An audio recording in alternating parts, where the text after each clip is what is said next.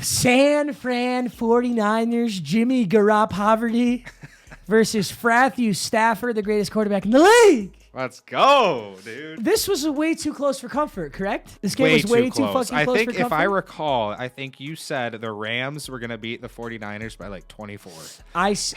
If I was still gambling, I would have had the Rams beating the Niners by a double-digit lead. Yeah. I had to give up gambling. It was way too close, dude. Yeah, way too close. 17-7. It felt like Michigan State to me, though. It was 17-7, and Shanahan loves blowing double-digit leads, number one. Number two, I did still think the Rams were going to win, but it was a stressful, heart palpitation, seizure type of win. Yes. Holy shit. Yeah. For everybody who wants to shit on Jaquiski Tart. By the way, I thought it was Jaquiski Tart. Apparently it's Jaquiski. That's how Aikman kept saying it, but I don't know. He's also dumb like me, so... For everybody who's mad at him for dropping that INT, I just think that they're even now. Ben Skoranek dropped the easiest touchdown. Oh, yeah. Okay, maybe it wasn't the easiest touchdown. It wasn't as easy as Tart's catch, but wow, he two hands hit it. Mm-hmm. It's right here, and he dropped it. So you take one touchdown off the board for the Rams there.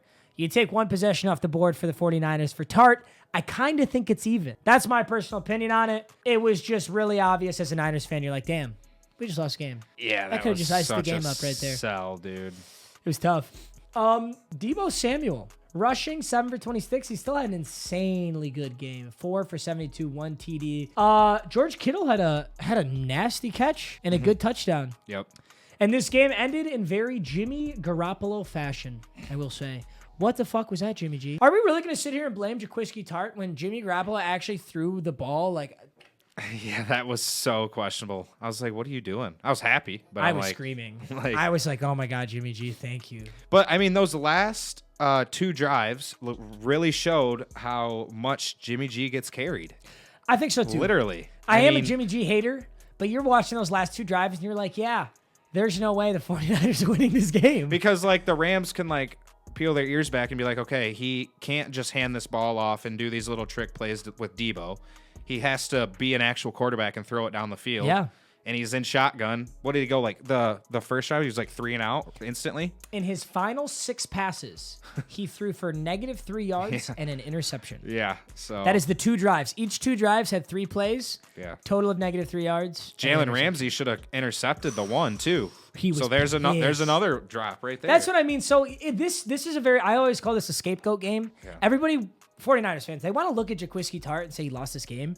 Yes, he had a crucial play, but so did Skoranek, so did Jalen Ramsey, so did a lot of players made like really like mistakes you should not be making in the playoffs. Yes, everybody forgets about Matt Gay. Oh my God, Matt Gay in both the last 2 games has missed very simple field goals. Yeah, and then it kind of just gets swept under the rug because the game gets all crazy, and it's like, dude, you just fucking shank the 40, yeah. And now the Rams take over. This was what was so crucial about Matt Gay's missed kick before half, okay? It was 7-7 before half. Skoranek drops a pass, which would have been a touchdown, 14-7, drops it. Matt Gay comes up to kick. I think it was actually a 54, but it didn't matter the distance because he shanked it right hard as hell. He would have missed at 30. Yeah. Well, not only did you shank the 54-yard field goal, but now the 49ers take over at the 44-yard line. Yep. So they only have to drive like 30 yards further in field goal range, and all of a sudden the Niners score before half. Yeah. And now you just had this like 10-point momentum switch, and you're like, damn, Matt Gay. And Cooper Kupp had a huge drop too. Yeah. Right down the center of the field. Oh my God, it was such an uncharacteristic game for the Rams. If they did not play the best. They were shooting themselves in the foot the whole game. So if they do that in the Super Bowl against the Bengals, which I think is a much better team than the 49ers, they're going to get fucked. So I will say, if there's any team that matches up very well against the Bengals, it is the Rams. Yeah. That is my opinion. I mean, we're going to talk about this like on Thursday or something, right. But I think the Bengals' biggest issue is going to be the Rams' D-line. That's exactly what I was going to say. Because, I mean, Burrow's always getting pressured. Bro, if you get sacked 9 times in a game from a D-line that isn't the Rams' D-line, you're in a lot of trouble. Yeah. You're in a lot of trouble. Especially in the Super Bowl when they're just balls to the wall. I mean, the Chiefs' defense, I think the Chiefs' D-line was getting a lot of penetration, and the Chiefs' D-line has been under fire from everybody for being dog shit. With Frank Clark, who's getting paid a whole lot of money to do a whole lot of nothing. Chris Jones is very good. The other two, questionable. Very questionable. I think they have Melvin Ingram still, potentially, but he hasn't been that good. So, yeah, I mean, it's not Aaron Donald, Von Miller. So, we'll see. I think I like the Rams. Obviously, we'll talk about that later. I like the Rams to win the Super Bowl, though. I think they're going to take it home. It would be a way cooler story if... They're both so sick, It's dude. America's Super Bowl. It's both so sick, really. Yeah, we'll talk about that later. But yeah, we'll keep going with this game. Stafford, I will say, Stafford's stat line, I think it outperforms how well he played. Yeah. There were multiple points in that game where Stafford damn near choked it, dude. There were 2 big interceptions that it's like, damn, how did you not pick that off? Yeah. It's almost like a nerves thing. Like, you're like, holy fuck, I have to catch this easy pass so bad, and then you can't catch it. 2 of them. That's what I think happened. It was at Tart. Yeah. Oh, yeah. 100% what happened to him. Because, I mean, he's sitting there by himself. The ball's, that was a bomb. And so he has so much time to think about it. He's like sitting there looking at it. He's like, oh, fuck, I'm going to catch this. He has like way too much time to think about it. And he just got in his head, I think. I think Matt Stafford had a PTSD flashback to playing for the Detroit Lions. Because he feels the pressure of the moment, and he feels the D-line coming. And he's like, Megatron! Yeah. And then he's like, oh, fuck, I have 3 short white dudes down there. Yeah. Oh, fuck. And then Jaquiski Tartt just fucking fumbles the bag. I think that's what happened. Dude, Cooper Kupp and Odell. Let's go. Holy shit, dude.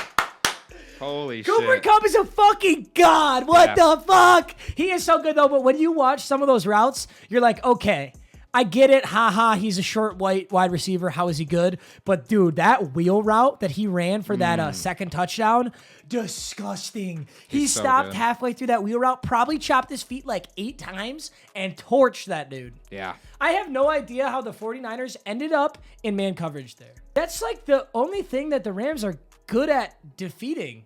I mean, obviously the Rams have a great offense, but Cooper Kupp has historically beaten everybody the whole fucking season in man coverage. Yeah. Always.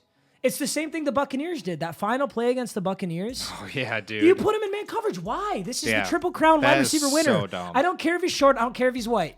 He's the Triple Crown winner. Yeah. He has the most TDs, receptions, and receiving yards in the league. Double cover him or put yourself in a zone. Mm-hmm. I want the Rams to win, so I'm not mad, but it's frustrating watching it. You're like, dude, right. You're like, what are you guys doing? So, yeah, I mean, 11 receptions, 142 yards, 2 touchdowns. Clearly, Odell's not the problem in Cleveland. That's exactly Can we say what that? I was going to say. You don't want to be a Baker Mayfield lookalike anymore, Chase. I guess not. It's looking real tough. I wasn't going for it, but I guess I got to. You don't have a choice. I don't. You don't have a choice, Chase. Dude, and Blanton stepping in for Higbee. Yeah, Kendall Blanton. He looked good. He looked really fucking good.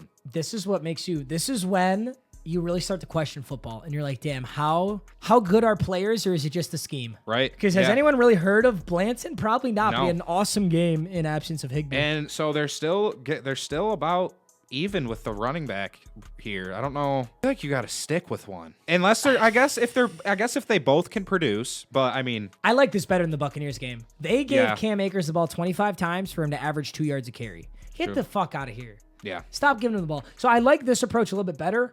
I like Sony Michel's veteran awareness. I do. Cam Akers fucking scares me. As someone who wants the Rams to win. That's why he scares me. But. But he's so much more talented. I'm sorry. At this point in his career, Sony Michel is good. He's banged up and slower. Cam Akers is fresh and young, and he's ready to run.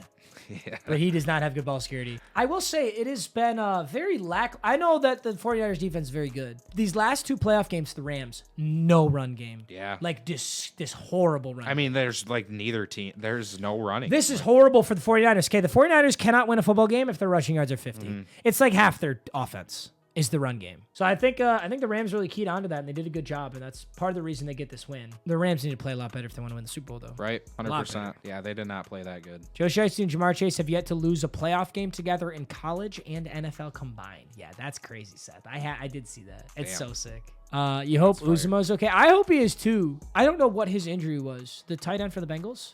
I didn't see his injury. I know he got carted field and he was crying, dude. It's so sad. 49ers, Rams, Jimmy Garoppolo. Fuck, it's so hard to say. Jimmy Garoppolo finally exposed for the fraud he is. Finally. Stafford just retired Tom Brady, and now he just retired Jimmy. Yep. He retired Jimmy G to Cancun.